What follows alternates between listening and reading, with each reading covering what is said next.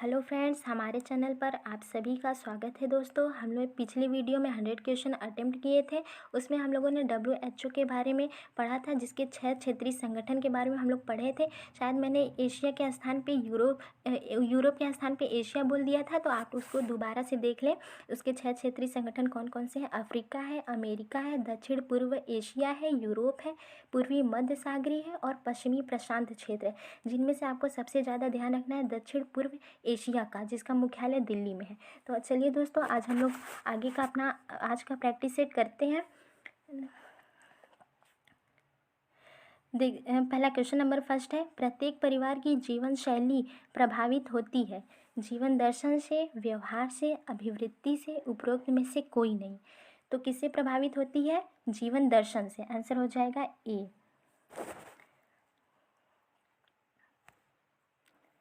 Question number second है दोस्तों,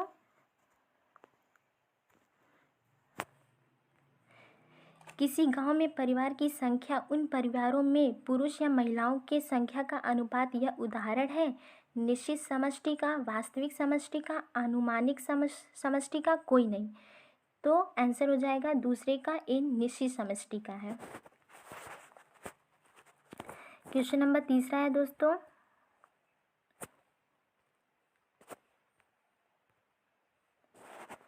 scurvy रोग जिसके लक्षणों में मसूड़ों में खून आना शामिल है, उसे आहार में शामिल करके रोका जा सकता है। विटामिन ए को, कोलेस्ट्रॉल को, विटामिन सी को या प्रोटीन को। तो किसको शामिल करके रोका जा सकता है दोस्तों? तो विटामिन सी को। तीसरे का सी हो जाएगा। क्वेश्चन नंबर 4 है दोस्तों,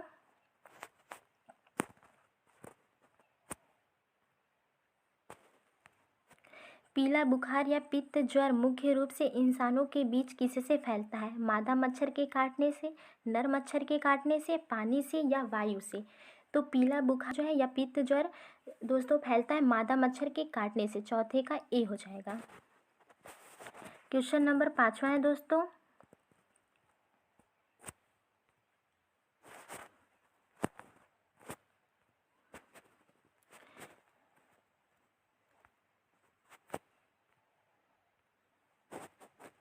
ऊर्ध्वाधर गतिशीलता उस समाज का गुण होता है जो हो अर्जन आधारित, जाति आधारित, वर्ग विहीन और जनजाति। तो ऊर्ध्वाधर गतिशीलता किस समाज का गुण होता है? तो अर्जन आधारित समाज का गुण होता है। 5वें का ए हो जाएगा। गतिशीलता जो है, एक ऊर्ध्वाधर गतिशीलता होती है, एक क्षैतिज गतिशीलता होती है दोस्तों, एक अनुलंब गतिशीलता होती है। तो उसी में ऊर्ध्वाधर गतिशीलता क्या करती है? जो किसी व्यक्ति को निम्न स्थिति से उच्च स्थिति तक जाने को ही ऊर्ध्वाधर गतिशीलता कहते हैं। क्वेश्चन नंबर 6 है दोस्तों,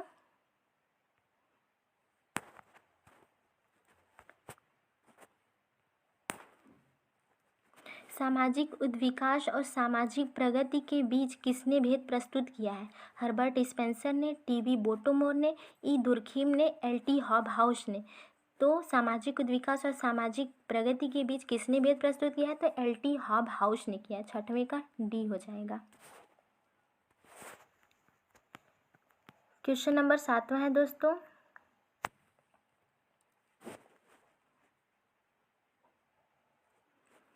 मच्छर भगाने वाली दवाओं में सक्रिय रसायन कौन सा होता है? एलिथ्रीन, पॉलीथ्रीन, सल्फर, एसीटिलीन। तो मच्छर भगाने वाली दवाओं में दोस्तों कौन सा होता है? एलिथ्रीन होता है सक्रिय रसायन। 7वें का ए हो जाएगा। क्वेश्चन नंबर 8वां है दोस्तों, किस तापमान पर बैक्टीरिया की वृद्धि रुक जाती है? 4 डिग्री सेल्सियस पर, 6 डिग्री सेल्सियस पर, 7 डिग्री सेल्सियस पर या 12 डिग्री सेल्सियस पर। तो किस तापमान पर रुकता है? 4 डिग्री सेल्सियस पे। 8वां का ए हो जाएगा। क्वेश्चन नंबर 9वां है दोस्तों, आकार के आधार पर परिवार होता है 2 प्रकार का, 3 प्रकार का, 4 प्रकार का या 5 प्रकार का। तो आकार के आधार पर परिवार 3 प्रकार का होता है। कौन कौन सा? एकल परिवार, संयुक्त परिवार और विस्तृत परिवार होता है। तो आंसर हो जाएगा 9वें का बी।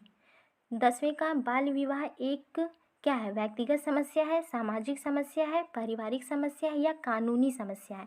बाल विवाह एक सामाजिक समस्या है। 10वें का बी हो जाएगा।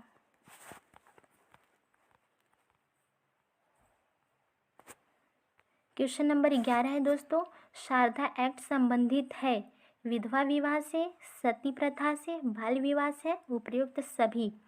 शारदा एक्ट, पहले आप बताइए शारदा एक्ट कब पारित हुआ था? तो शारदा एक्ट जो है अधिनियम जो लाया गया था, या शारदा एक्ट 1929 में 1929 में पारित हुआ था शारदा एक्ट।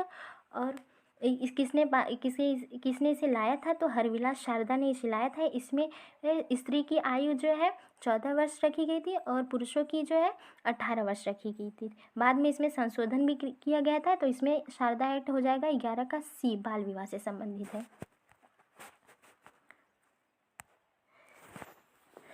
क्वेश्चन नंबर 12 है दोस्तों, बहुपत्नी विवाह, समूह विवाह और अनियंत्रित विवाह ये सभी प्रकार है।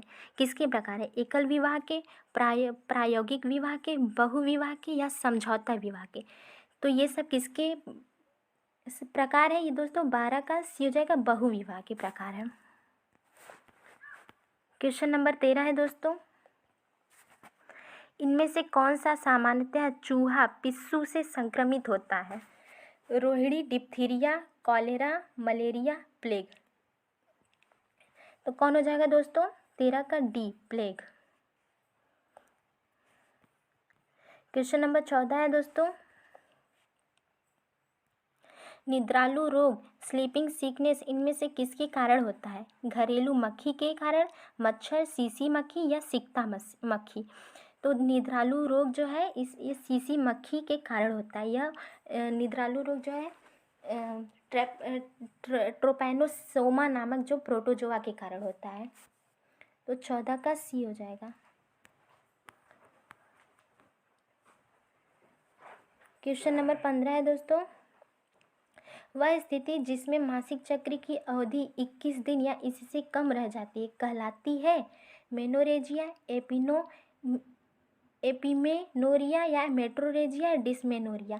तो क्या कहलाती है? अगर मासिक चक्र की अवधि 21 दिन है या उससे कम है तो उसको एपिनोरिया कहेंगे, एपिमेनोरिया कहा जाएगा। और मेनोरेजिया किसके कहते हैं? अगर पीरियड्स के दौरान जो अत्यधिक पीड़ा होती है या फिर जो है भारी रक्तस्राव हो तो उसे मेनोरेजिया कहते हैं। और मेट्रोरेजिया किसे कहते हैं? मेट्रोरेजिया जो है इसमें अनियमित रक्तस्राव होता है मेट्रोरेजिया में।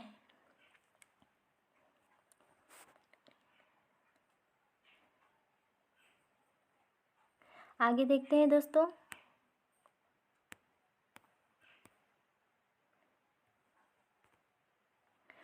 एक महिला की देखभाल करने के दौरान जिसका तात्कालिक गर्भपात हुआ था, नर्स को किसका आकलन करना चाहिए? रक्तस्राव की तीव्रता का, डिहाइड्रेशन का, उच्च रक्तचाप का या उपजटिलता का। तो किसका आकलन करना चाहिए नर्स को? रक्तस्राव की तीव्रता का। 16 का ए हो जाएगा। क्वेश्चन नंबर 17 है दोस्तों, केवल एक को छोड़कर निम्न सभी कथन गर्भावस्था में भ्रूण की मौतों के लक्षण को दर्शाते हैं।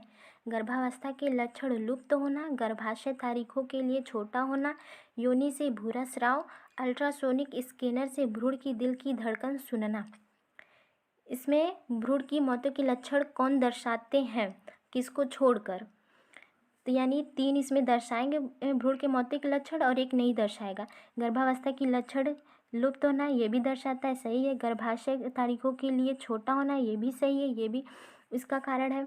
और योनि से भूरा स्राव ये दोस्तों ये कारण नहीं है, क्योंकि ये जो है किशोरियों में भी पाया जाता है, गर्भवती महिला में भी पाया जाता है और 45 वर्ष की आयु सभी में पाया जाता है योनि।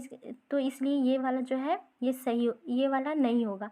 अल्ट्रासोनिक स्कैनर से भ्रूण की दिल की धड़कन सुनना, यहाँ पे सुनना कह रहा है तो ये भी आंसर सही होगा, क्योंकि अगर यहाँ पे नहीं कहता तब ये आंसर जो है इसमें सही होता है। यानी इसमें 2 आंसर सही होंगे, ये वाला और ये वाला, दोनों सही होगा। यहाँ पे ये वाला अल्ट्रासोनिक स्कैनर से भ्रूण की दिल की धड़कन न धड़कन ना सुनना, तब ये आंसर नहीं होगा। तो केवल ये हो जाएगा, इसलिए यहाँ पे दो आंसर सही है, सी और डी दोनों सही है।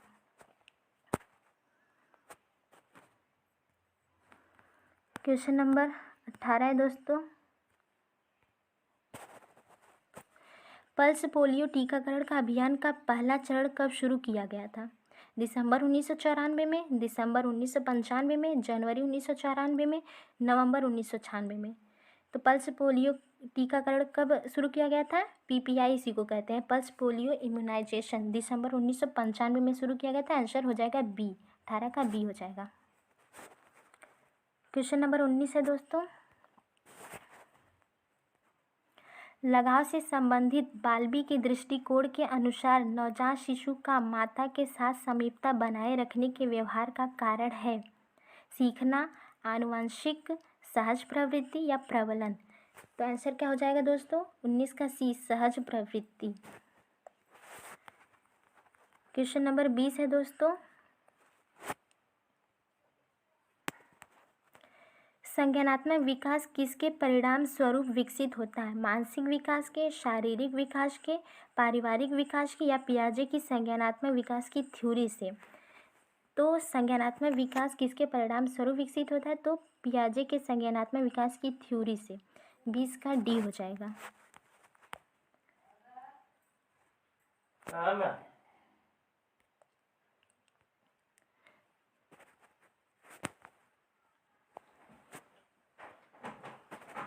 क्वेश्चन नंबर 21 है दोस्तों। वह इम्यूनोग्लोबिन जो प्लेसेंटा को पार कर सकता है और माता की प्रतिरक्षा विकसित हो रहे भ्रूण तक स्थानांतरित कर देता है।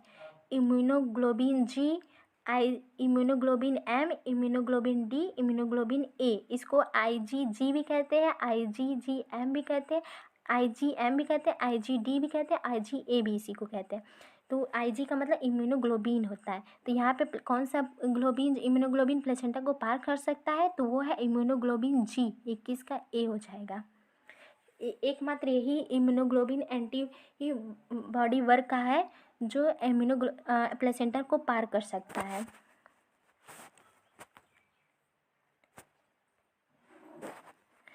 रजोनिवृत्ति के पश्चात महिलाओं में हड्डी चटकने की मुख्य वजह क्या हो सकती है? हार्मोन असंतुलन, ऑस्टियोपोरोसिस, ए तथा बी दोनों, इनमें से कोई नहीं। तो रजोनिवृत्ति के पश्चात महिलाओं में हड्डियाँ चटकने की मुख्य वजह क्या होती है दोस्तों?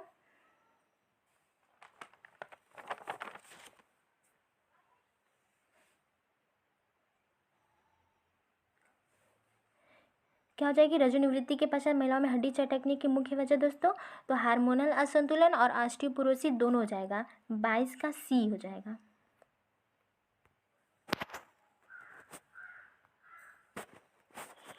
क्वेश्चन नंबर 23 है दोस्तों। निम्नलिखित में से किस वर्ष को महिला सशक्तिकरण वर्ष घोषित किया गया? 2001 को, 2004 को, 2005 को, 2008 को। तो किसको घोषित किया गया? 2001 को। 23 का ए हो जाएगा।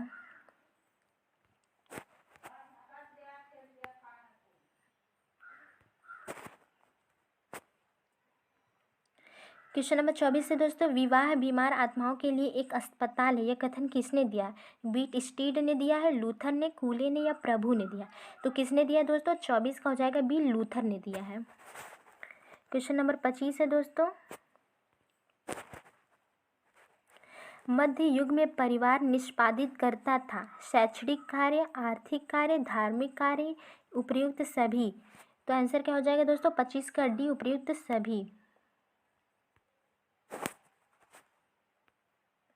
क्वेश्चन नंबर 26 है दोस्तों। भारत में मातृवंशीय परिवार पाए जाते हैं दक्षिण भारत एवं बिहार में, दक्षिण भारत एवं असम में, केरल एवं उत्तरी भारत में, उत्तरी भारत एवं तमिलनाडु में। तो मातृवंशीय परिवार कहाँ पाए जाते हैं भारत में दोस्तों? दक्षिण भारत और असम में पाए जाते हैं। दक्षिण भारत में जो मालाबार के नायर जनजाति में पाए जाते हैं और असम में गारो खासी जनजातियों में मातृवंशीय परिवार पाए जाते हैं।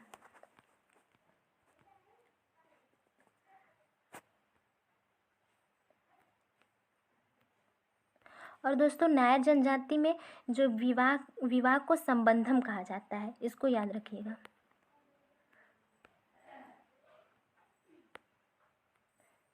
क्वेश्चन नंबर 27 है दोस्तों। भारतीय शास्त्रों के अनुसार स्त्री धन किसे कहते हैं? उसके ए है उसके स्वयं के विवाह के समय तथा उसके स्वयं के तथा उसके पति के परिवार में अन्य किसी अवसर पर उसे दिया गया धन व वस्तुएं। बी है स्त्री की स्वयं की आमदनी। सी है उसके पति को आमदनी। डी उपरोक्त तीनों। तो स्त्री धन किसे कहते हैं शास्त्रों के अनुसार? तो ए, 27 का ए हो जाएगा।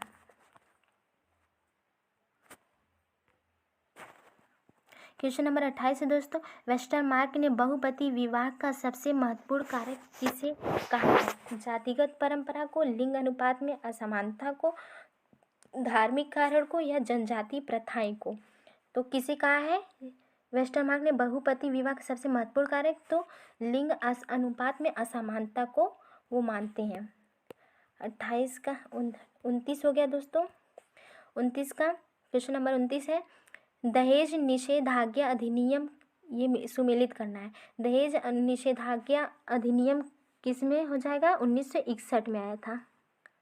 डी। इस चौथा हो जाएगा हिंदू विवाह अधिनियम।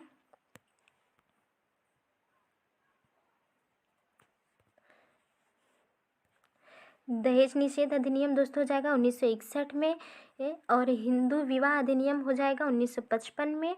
हिंदू उत्तराधिकार अधिनियम हो जाएगा 1956 में। घरेलू हिंसा अधिनियम 2005 में हो जाएगा। तो आंसर कौन सा हो जाएगा इसमें? ए का चौथा है, ये बी वाला हो जाएगा।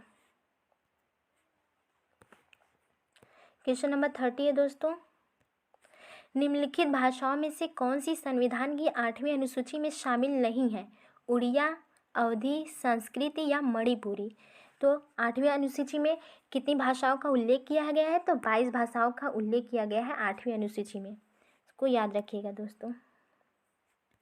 8वीं अनुसूची में कितनी भाषाओं का उल्लेख किया गया है? तो 22 भाषाओं का उल्लेख किया गया है। और मूल संविधान में मूलतः कितनी भाषाएं थी? पहले तो 14 थी, बाद में भाषाएं जुड़ी। 21वें संविधान संशोधन के द्वारा जुड़ी सिंधी 1967 में जुड़ी थी, और 71वें संविधान संशोधन के द्वारा 1992 में 71वां संविधान संशोधन हुआ था। उसमें नमक, नेपाली, मणिपुरी और कोंकणी को जोड़ा गया था। और जो है 92वें संविधान संशोधन 2003 के द्वारा जो है BDMS जुड़ी थी। BDMS, बी से बोडो, डी से डोगरी, एम से मैथिली, एस से संथाली जोड़ी गई थी। तो इसमें आंसर कौन सा हो जाएगा दोस्तों? अनुसूची में कौन शामिल नहीं 8वीं में? तो वो हो जाएगा अवधी। 30 का बी हो जाएगा।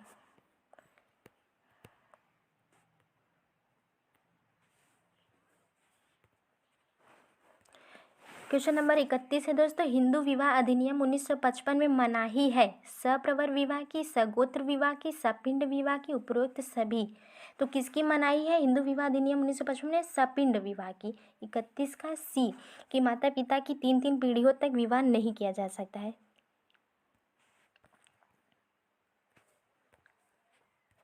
जनसंख्या घनत्व के सिद्धांत से कौन संबंधित है? माल्थस, सैडलर, स्पेंसर या दुर्खीम? तो किसने दिया है जनसंख्या घनत्व का सिद्धांत दोस्तों? दिया है इमाइल दुर्खीम ने दिया है। 32 का डी हो जाएगा। माल्थस ने जनसंख्या, हाँ दोस्तों, किस में दिया है? NSA on the principle of population. ये माल्थस की बुक का नाम है। और इमाइल दुर्खीम जनसंख्या घनत्व के सिद्धांत से संबंधित है। हर्बर्ट स्पेंसर जनसंख्या के जैविकी सिद्धांत से संबंधित है। Herbert Spencer. और जनसंख्या का अनुकूलतम सिद्धांत किसने दिया है? जनसंख्या का अनुकूलतम सिद्धांत एडविन केनन ने दिया है। और जनसंख्या संक्रमण का सिद्धांत किसने दिया है? तो थॉमसन ने इस जनसंख्या संक्रमण शब्द का प्रयोग किया था, थॉमसन ने 1929 में। और जनसंख्या संक्रमण का सिद्धांत दिया है FW नोएस्टी ने दिया है 1945 में।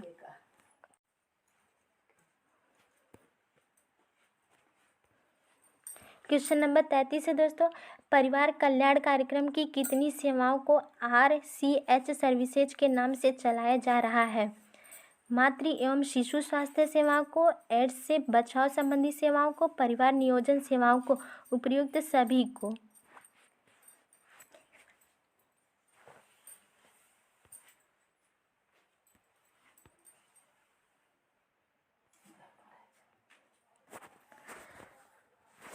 तो 33 का आंसर हो जाएगा दोस्तों मातृ एवं शिशु स्वास्थ्य सेवाओं को। 33 का ए हो जाएगा। RCH क्या है? प्रजनन एवं बाल स्वास्थ्य सर्विसेज है या कार्यक्रम इसी को कहते हैं।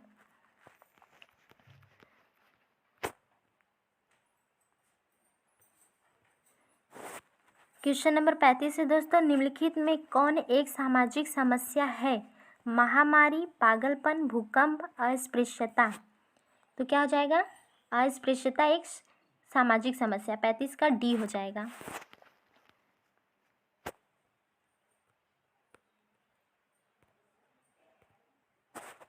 क्वेश्चन नंबर 36 है दोस्तों, सिगरेट, बीड़ी, तंबाकू, सिगार इत्यादि के सेवन से किस प्रकार का मादक द्रव्य प्राप्त होता है? मूर्छाकारी दवाएं, निकोटीन, उपशामक औषधि या विभ्रांति मूलक औषधि। तो किस प्रकार का मादक द्रव्य प्राप्त होता है दोस्तों? निकोटीन। 36 का बी हो जाएगा।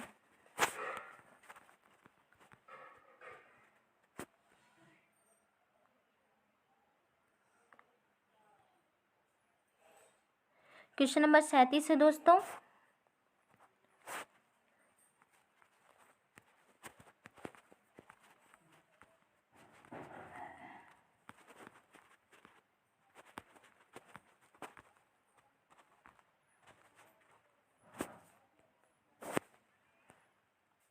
नशा मुक्ति केंद्र निम्नलिखित में से कौन सी सुविधाएं प्रदान करते हैं? परामर्श की, मेडिकल सहायता, यौगिक आसन की या सभी की।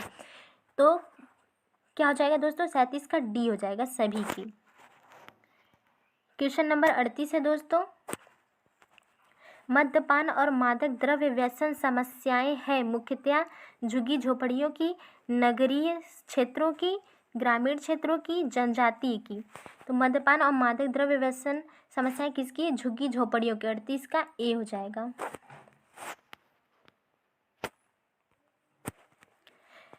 क्वेश्चन नंबर 39 है दोस्तों, सामाजिक परिवर्तन की प्रक्रिया जिसके लिए व्यक्तियों के सकारात्मक मूल्य होते हैं उन्हें कहते हैं वैश्वीकरण, शहरीकरण, विकास, आर्थिक समृद्धि। तो सकारात्मक परिवर्तन मूल्य होते हैं किसमें? तो विकास में। 39 का सी हो जाएगा। क्वेश्चन नंबर 40 है दोस्तों, औपचारिक सामाजिक नियंत्रण के अंतर्गत कौन सा साधन नहीं आता? कानून, कारावास, धर्म, राज्य। तो क्या नहीं आता है? औपचारिक में कानून आता है, कारावास आता है, राज्य आता है, लेकिन धर्म नहीं आता है। कानून आता है औपचारिक में, कारावास आता है, राज्य आता है, लेकिन धर्म नहीं आता है। धर्म किस में आता है? अनौपचारिक में आता है। क्वेश्चन नंबर 37 है दोस्तों, नशा मुक्ति केंद्र निम्नलिखित में से कौन सी सुविधाएं प्रदान करते हैं? परामर्श की, मेडिकल सहायता, यौगिक आसन, उपर्युक्त सभी। नशा मुक्ति केंद्र कौन सी सुविधाएं प्रदान करते हैं? तो वो हो जाएगा, ये क्वेश्चन दोबारा आ गया है दोस्तों, तो इसमें हो जाएगा डी, सभी।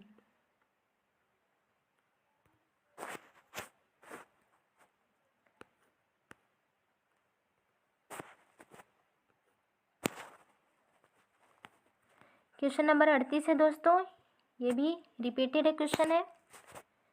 38 का ए हो जाएगा। झुग्गी झोपड़ियों में मद्यपान और मादक द्रव्य व्यसन समस्याएं मुख्यतः कहाँ देखने को मिलती है? झुग्गी झोपड़ियों में। ये भी दोस्तों रिपीटेड क्वेश्चन है। औपचारिक ये भी हो गया है।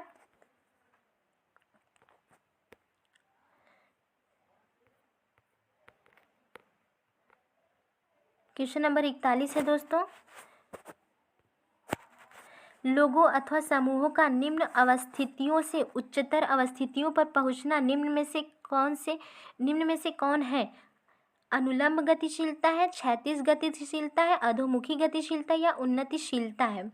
लोगों अथवा समूहों का निम्न स्थिति से उच्चतर स्थिति में पहुंचना, तो मैंने अभी बताया था कि जब निम्न से उच्चतर में पहुंचेगा तो वह ऊर्ध्व गतिशीलता होती है। वही पूछ रहा है यहाँ पे, ऑप्शन में ऊर्ध्व ना देकर उन्नतिशीलता दिया, तो 41 का डी हो जाएगा।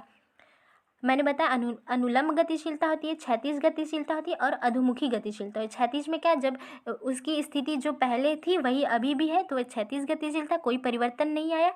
और अधोमुखी में क्या है? वो उच्च स्थिति से निम्न स्थिति में आ गया, तो वह अधोमुखी गतिशीलता हो जाती है। क्वेश्चन नंबर 42 है दोस्तों,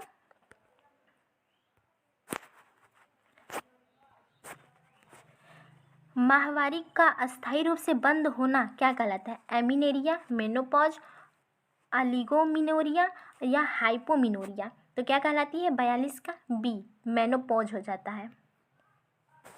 और जो स्टार्टिंग को क्या कहते हैं? जब शुरू होता है तो मीनाक्षी कहते हैं उसको।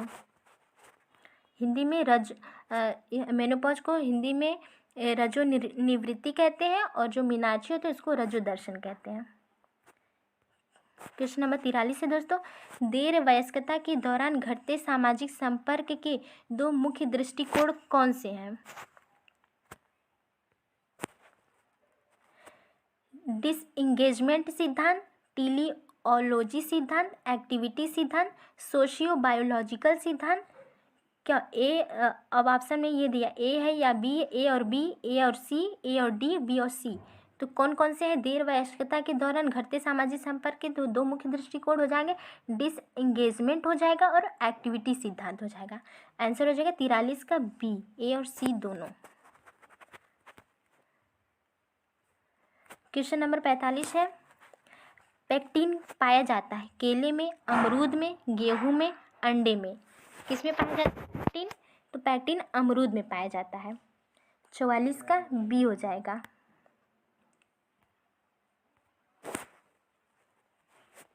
44 का पेक्टिन बी में पाया जाता है। पेक्टिन अमरूद में भी पाया जाता है, सेब में भी पाया जाता है, गूसबेरी में भी पाया जाता है, क्वींस में भी पाया जाता है पेक्टिन। इसको याद रखिएगा, पूछ सकता है।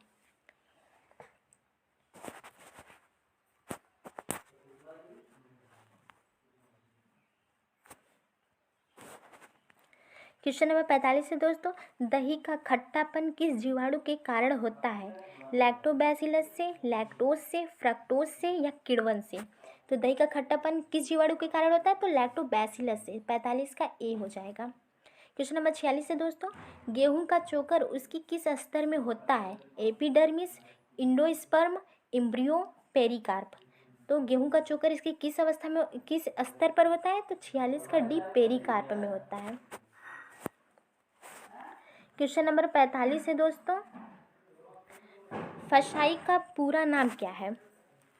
Food standard and security association of India, food safety and security association of India, food safety and standard authority of India, food standard society and authority of India. तो फसाई का पूरा नाम क्या है? Food safety and standard authority of India है। 47 का सी हो जाएगा। इसकी स्थापना कब हुई थी? तो इसकी स्थापना हुई थी सितंबर 2008 में हुई थी। 5 सितंबर 2008 में हुई थी।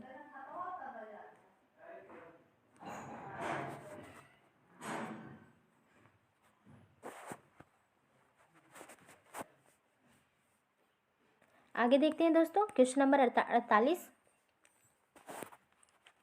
निम्न में से कौन से खाद्य में क्लोस्ट्रीडियम बोटुलिज्म विषाक्त पैदा होने की संभावना हो सकती है?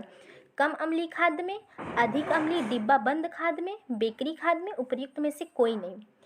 तो किस में संभावना अधिक होती है क्लोस्ट्रीडियम बोटुलिज्म में विषाक्त पैदा होने की? तो वो है कम अम्लीय खाद्य पदार्थ में। 48 का ए। 48 का ए हो जाएगा। अगर हम इसको कम अम्लीय खाद्य पदार्थ को डिब्बे में बंद कर देंगे तो वो सबसे जल्दी क्लोस्ट्रीडियम बोटुलिज्म विषाक्तता उसमें पैदा होने की संभावना रहती है।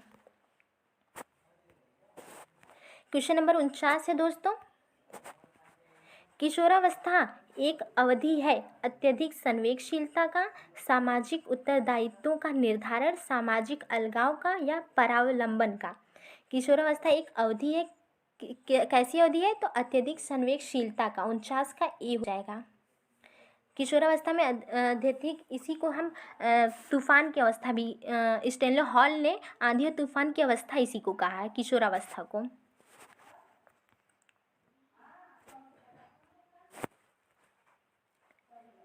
क्वेश्चन नंबर 50 है दोस्तों, शिशुओं की नाड़ी की गति प्रति मिनट होती है 70 से 80, 90 से 100, 100 से 120, 120 से 150। 50 का डी हो जाएगा। 120 से 150 होती है शिशुओं की नाड़ी जो होती है, 120 से 150 होती है।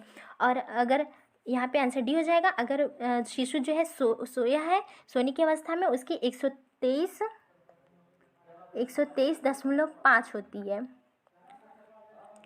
और अगर शिशु जो है रो रहा है तब 218.5 होती है।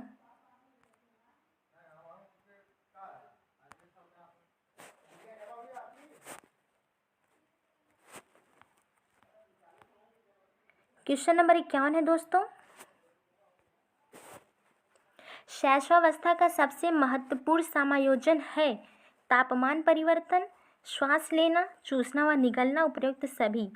तो समायोजन, सबसे महत्वपूर्ण समायोजन क्या होता है? ये सभी होता है। 51 का डी हो जाएगा। क्वेश्चन नंबर 52 है दोस्तों, मानव विकास होता है क्रमिक, निरंतर, वैयक्तिक या उपरोक्त सभी। तो मानव विकास होता है, सभी होता है, क्रमिक भी होता है, निरंतर है और वैयक्तिक भी होता है। डी हो जाएगा 52 का डी। क्वेश्चन नंबर 53 है दोस्तों, परिपक्वता के दौरान फाइलोजेनेटिक फंक्शन कार्य का उदाहरण हो सकता है बैठना और चलना, तैरना और गेंद फेंकना, साइकिल चलाना या लिखना। परिपक्वता के फाइलोजेनेटिक फंक्शन का उदाहरण कौन सा हो सकता है? तो बैठना और चलना हो सकता है। 53 का ए हो जाएगा। क्वेश्चन नंबर 54 है दोस्तों, निम्नलिखित में भोज्य पदार्थों में से किसमें कोलेस्ट्रॉल है? हरी पत्तेदार सब्जियां, चावल में, अंडे में या मूंगफली में। तो किसमें कोलेस्ट्रॉल पाया जाता है दोस्तों? 54 का सी हो जाएगा, अंडे में। अंडे की जो जर्दी है उसमें सबसे अधिक मात्रा में कोलेस्ट्रॉल 250 mg तक कोलेस्ट्रॉल पाया जाता है।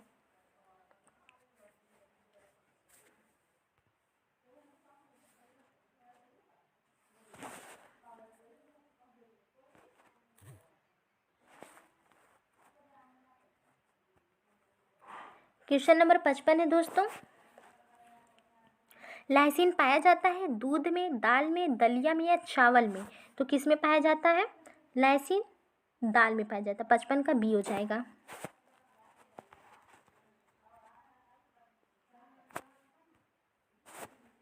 क्वेश्चन नंबर 55 है दोस्तों, टमाटर की सॉस में प्रयुक्त किया जाने वाला परिरक्षित पदार्थ है एसिटिक अम्ल, सोडियम बेंजोएट, सोडियम क्लोराइड या चीनी।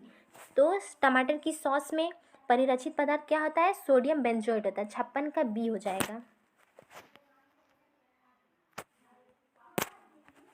क्वेश्चन नंबर 57 है दोस्तों, अंगूर, संतरा, अनानास आदि से बनाए गए स्क्वैश में यह डालकर परिरक्षित किया जाता है पोटेशियम मेटाबाइसल्फाइड को, ग्लेशियल एसिटिक अम्ल को, सिरका को या सोडियम क्लोराइड को।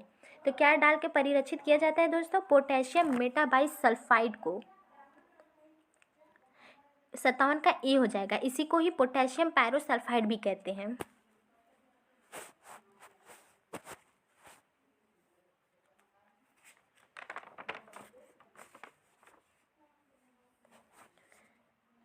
क्वेश्चन नंबर 58 है दोस्तों,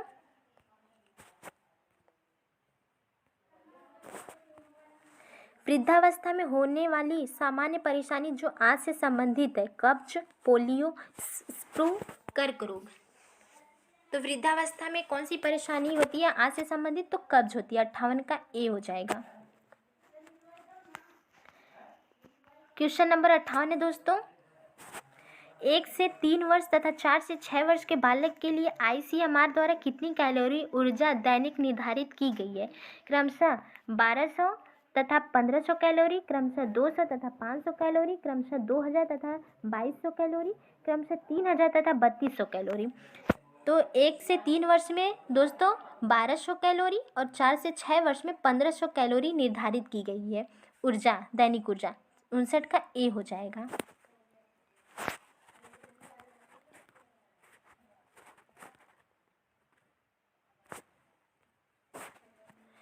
क्वेश्चन नंबर 60 है दोस्तों, निम्नलिखित में से कौन सा ज्ञानात्मक पक्ष के उद्देश्यों में सम्मिलित नहीं है? ज्ञान, बोध, अभिवृत्ति या मूल्यांकन। तो कौन सा सम्मिलित नहीं है दोस्तों? अभिवृत्ति। 60 का सी हो जाएगा। क्वेश्चन नंबर 61 है दोस्तों,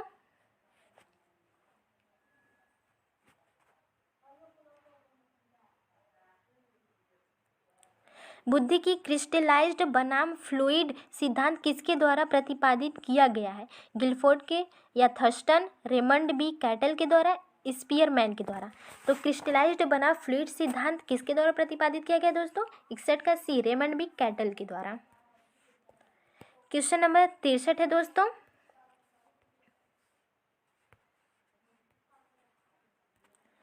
शिशु विकास यह अध्ययन का वह क्षेत्र है जो मानव वर्धन और विकास के सभी पहलुओं को समझने में समर्पित किया गया है। यह परिभाषा किसने दी है? हरलॉक ने, पेपिवा और ओल्डस ने, हेरीज ने या बर्क ने? तो किसने दिया है? हरलॉक ने दिया। 63 का ए हो जाएगा। क्वेश्चन नंबर 64 है दोस्तों। बाल मृत्यु का कारण है अधिक संतानें, पोषण में कमी, गर्भावस्था में असावधानी, उपरोक्त में से सभी। तो बाल मृत्यु किसका कारण क्या है दोस्तों? ये सभी है, अधिक संतानें, पोषण में कमी, गर्भावस्था में असावधानी बरतने पर भी। ये 64 का जो है डी हो जाएगा, सभी। क्वेश्चन नंबर 65 है दोस्तों। पेम बच्चों के बीच कुपोषण का सबसे व्यापक रूप से प्रचलित रूप है। पेम का अर्थ क्या है? प्रोटीन एनर्जी माल न्यूट्रिशन, फिजिकल एनर्जी माल न्यूट्रिशन, प्रोलैक्टिन एनर्जी माल न्यूट्रिशन, पुअर एनर्जी माल न्यूट्रिशन। तो क्या है पेम का फुल फॉर्म दोस्तों? प्रोटीन एनर्जी माल न्यूट्रिशन। 65 का ए हो जाएगा। क्वेश्चन नंबर 66 है दोस्तों। घरेलू स्तर पर जल को शुद्ध करने की उपयुक्त विधि है उबालना, आसवन, अवक्षेपण या क्लोरीनीकरण। तो हम घर पे क्या जल को शुद्ध करने के लिए बॉयल करते हैं, जो 66 का ए हो जाएगा, उबालना।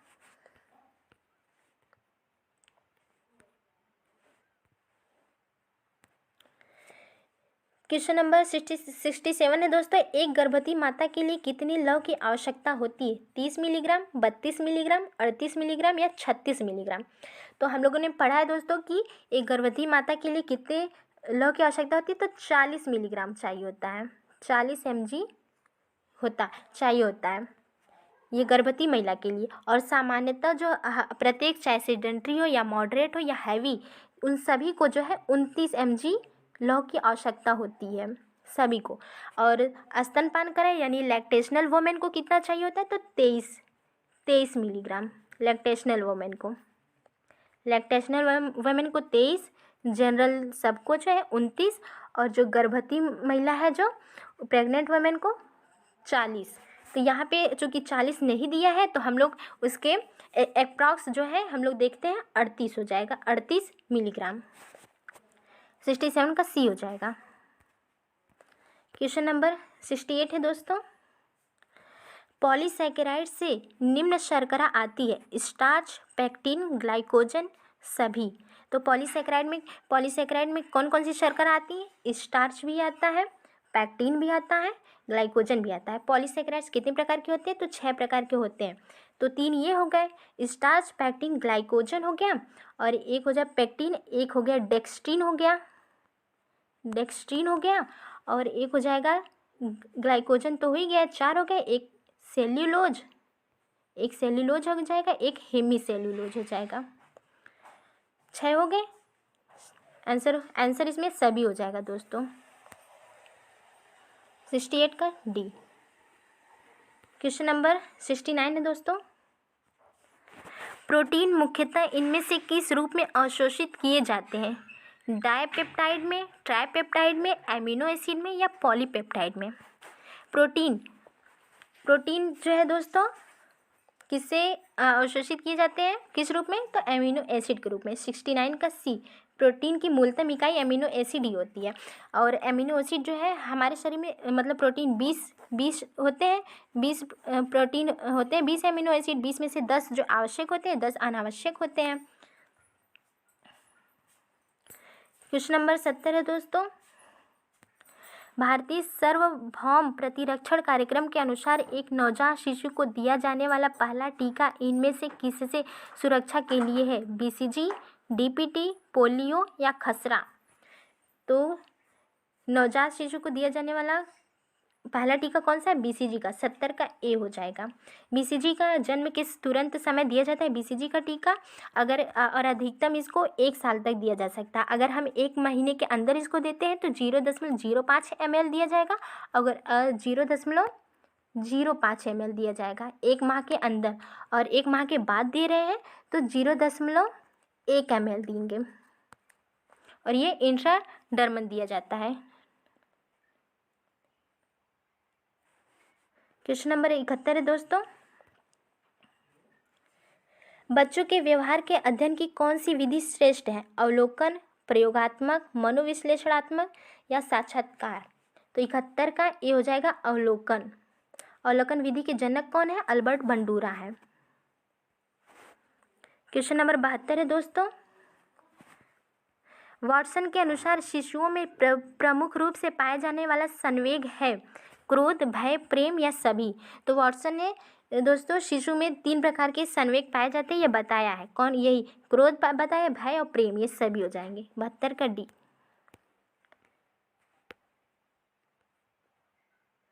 क्वेश्चन नंबर 73 है दोस्तों, बृहत स्तर पर प्रयुक्त जीवंत जीवाणु टीका है ओपीवी, पीपीवी, एचआईवी या बीसीजी? तो बृहत स्तर पर जीवंत जीवाणु टीका कौन सा है? बीसीजी है। डी 77 का डी हो जाएगा। क्वेश्चन नंबर 74 दोस्तों, वीनिंग शुरू होनी चाहिए 0 से 4 माह पर, 4 से 6 माह पर, 6 से 8 माह पर या 8 से 10 माह पर? तो कब शुरू होनी चाहिए? 4 से 6 माह पर, बी हो जाएगा। वैसे तो 6 माह होता है, लेकिन यहाँ पे 4 से 6 दिया है तो हम लोग 4 से 6 मानेंगे।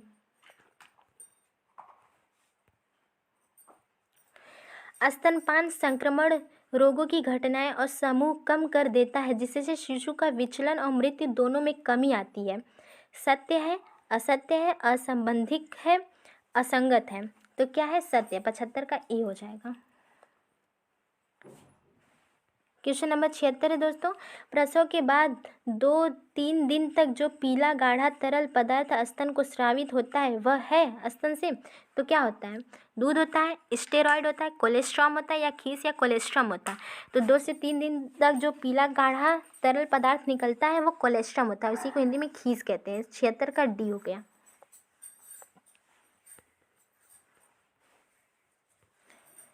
क्वेश्चन नंबर 77 है दोस्तों, गर्भावस्था में लौह की कमी से होता है गर्भपात, मृत शिशु, मानसिक मंदन, उपरोक्त सभी? तो क्या होता है गर्भावस्था में लौह की कमी से? ए गर्भपात होता है। 77 का ए हो जाएगा। क्वेश्चन नंबर 78 है दोस्तों, मासिक चक्र का समय कहलाता है यौन, रजोनिवृत्ति, रजोदर्शन या मासिक स्राव? तो मासिक चक्र का समय क्या कहलाता है दोस्तों?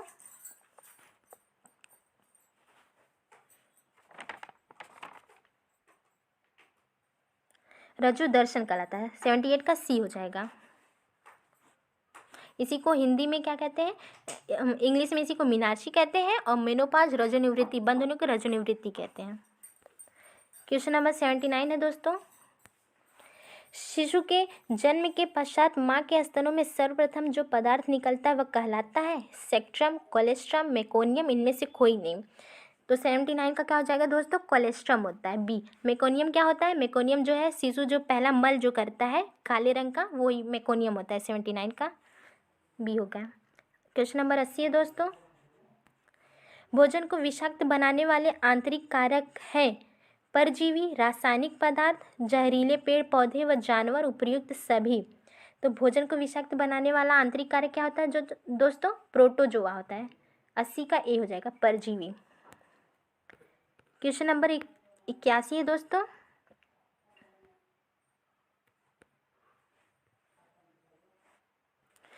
खाली कैलोरी से तात्पर्य है 0 कैलोरी, सिर्फ कैलोरी, न्यूनतम कैलोरी, उपरोक्त में से कोई नहीं? तो 81 क्या क्या हो जाएगा? बी सिर्फ कैलोरी।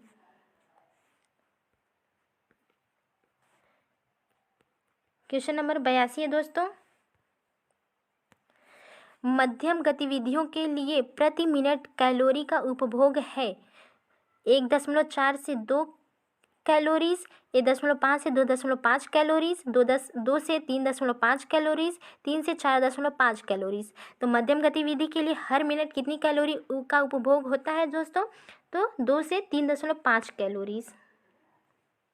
आंसर हो जाएगा सी, 2 से 3.5 कैलोरीज। क्वेश्चन नंबर 83 है दोस्तों, एक ऐसा आहार जिसमें भोजन के सभी आवश्यक घटक सही अनुपात में शामिल होते हैं उसे कहा जाता है वसा युक्त आहार, संतुलित आहार, गरिष्ठ आहार, प्रोटीन युक्त आहार। तो क्या होता है, अगर अनुपात में सही घटक अनुपात में शामिल है तो वो संतुलित आहार हो जाएगा। 83 का बी हो जाएगा।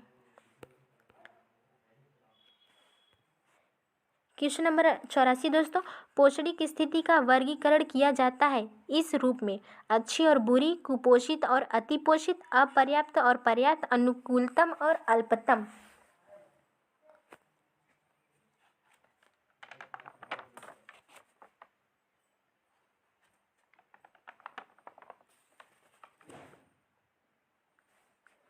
तो आंसर क्या हो जाएगा दोस्तों?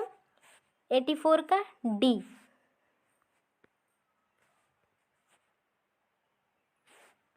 डी हो जाएगा। एक क्या होता है, एक उत्तम पोषण होता है। ये 3 प्रकार के होते हैं। पोषणक स्थिति का वर्गीकरण 3 प्रकार से किया है: एक उत्तम पोषण, दूसरा अनुकूलतम पोषण, तीसरा अपर्याप्त या अल्पतम पोषण होता है। क्वेश्चन नंबर 85 है दोस्तों, वसा के पाचन क्रिया करने वाले एंजाइम को कहते हैं amylolytic enzyme, proteolytic enzyme, lipolytic enzyme, amylase enzyme. क्या वसा के पाचन के लिए कौन सी एंजाइम करने वाला एंजाइम को क्या कहते हैं? लाइपोलिटिक एंजाइम कहते हैं। 85 का सी हो जाएगा। इसी को लाइपेज एंजाइम कहते हैं। वसा का लाइपेज एंजाइम की उपस्थिति में वसा जो है ग्लिसरीन और वसी अम्ल में टूट जाता है और यही इसकी न्यूनतम इकाई होती है।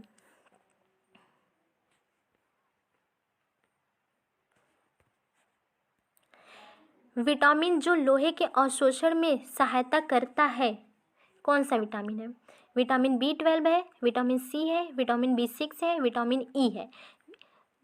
लोहे का अवशोषण में कौन सा विटामिन सहायता करता है? तो विटामिन सी हो जाएगा। 86 का बी। अब इसका रासायनिक नाम क्या है? विटामिन सी का रासायनिक नाम एस्कॉर्बिक एसिड है।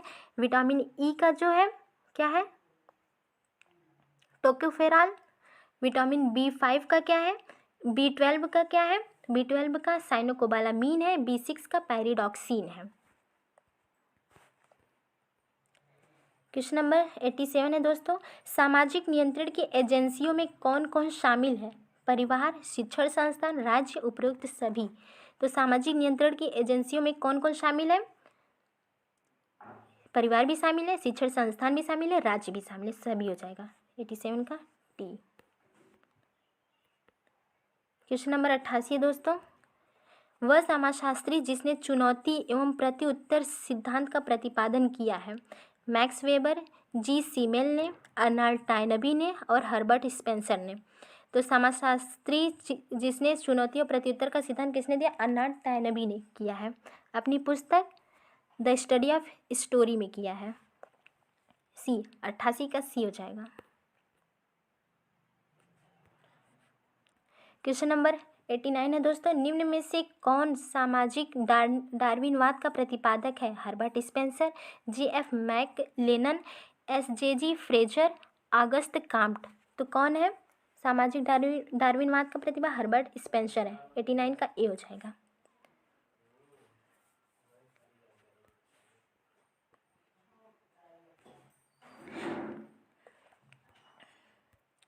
क्वेश्चन नंबर 90 है दोस्तों, घरेलू हिंसा में कौन शामिल है? शारीरिक दुरुपयोग, लैंगिक दुरुपयोग, मौखिक और भावनात्मक दुरुपयोग, उपरोक्त सभी। तो घरेलू हिंसा में कौन शामिल है दोस्तों? शारीरिक दुरुपयोग भी शामिल है, लैंगिक दुरुपयोग भी, मौखिक और भावात्मक सभी। 90 का डी हो जाएगा।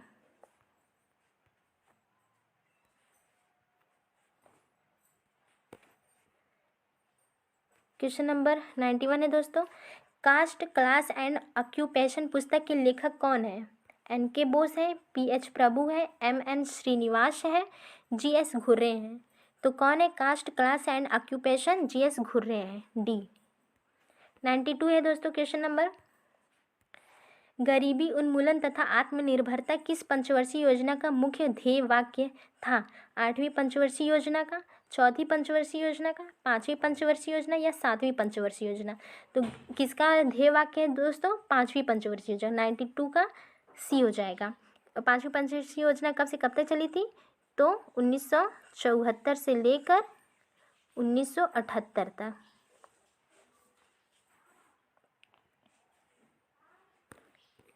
क्वेश्चन नंबर 93 है दोस्तों।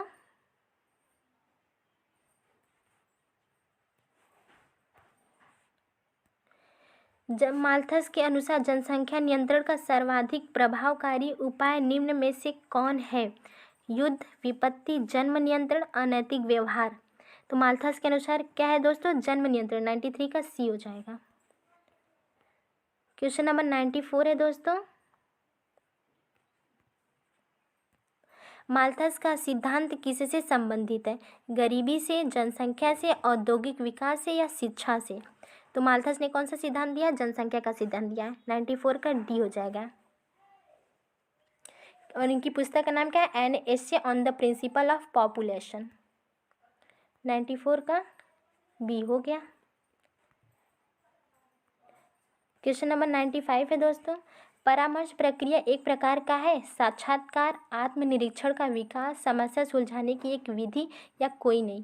तो परामर्श की प्रक्रिया एक प्रकार का क्या है दोस्तों? 95 का बी हो जाएगा। आत्मनिरीक्षण का विकास है, ना कि साक्षात्कार।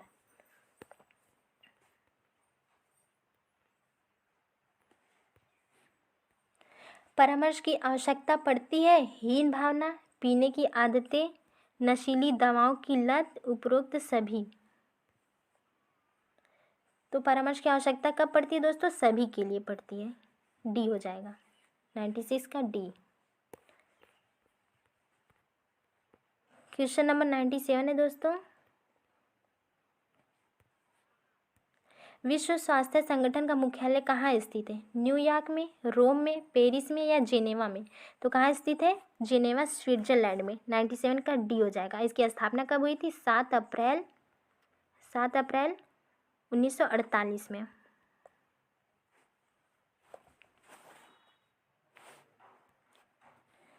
क्वेश्चन नंबर 98 है दोस्तों। यूनिसेफ का वित्त पोषण किसके द्वारा किया जाता है? संयुक्त राष्ट्र संघ द्वारा, विभिन्न सरकारों द्वारा, निजी दाताओं द्वारा या बी व सी दोनों द्वारा? तो यूनिसेफ का वित्त पोषण किसके द्वारा किया जाता है? विभिन्न सरकारों और निजी दाताओं दोनों के द्वारा। डी हो जाएगा।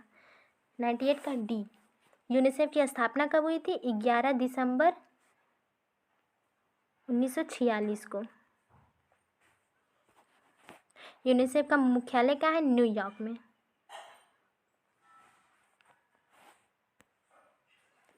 क्वेश्चन नंबर 99 है दोस्तों। मानव विकास सूचकांक जारी किया जाता है यूएनडीपी द्वारा, यूनेप के द्वारा, यूएनओ के द्वारा या आईएमएफ के द्वारा? तो किसके द्वारा जारी किया जाए? यूएनडीपी के द्वारा। 99 का ए हो जाएगा। क्वेश्चन नंबर 100 है दोस्तों।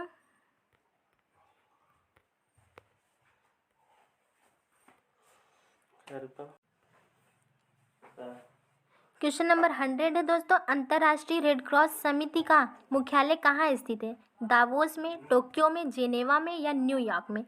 तो अंतर्राष्ट्रीय रेड क्रॉस समिति का मुख्यालय कहाँ स्थित है? जेनेवा, स्विट्जरलैंड में। 100 का सी हो जाएगा। रेड क्रॉस समिति का मुख्यालय कहाँ है? जेनेवा, स्विट्जरलैंड में।